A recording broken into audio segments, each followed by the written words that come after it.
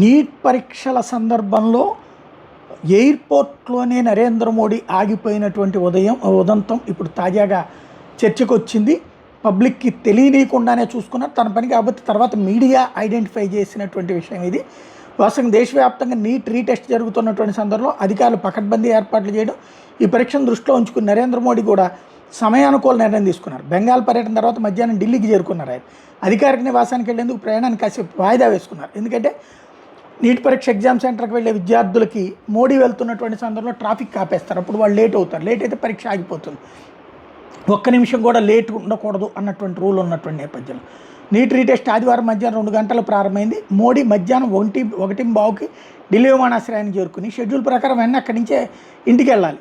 కానీ ప్రయాణానికి కాసేపు ఆగిపోమన్నారు. ఎందుకు అన్నప్పుడు అధికారులకి సెక్యూరిటీకి మొక్క చెప్పారు. దాంతో నీట్ పరీక్షకి వెళ్ళే విద్యార్థులకి ఎట్లాంటి అంతరాయాన్ని కరగకుండా చూసుకోండి, మోడీ గారు ఇట్లాగ ఆగిపోయారు అంటూ వైర్లెస్లో మెసేజ్ వచ్చాక కానీ తెలియలేదు మిగతా ఉన్నటువంటి సిబ్బందికి.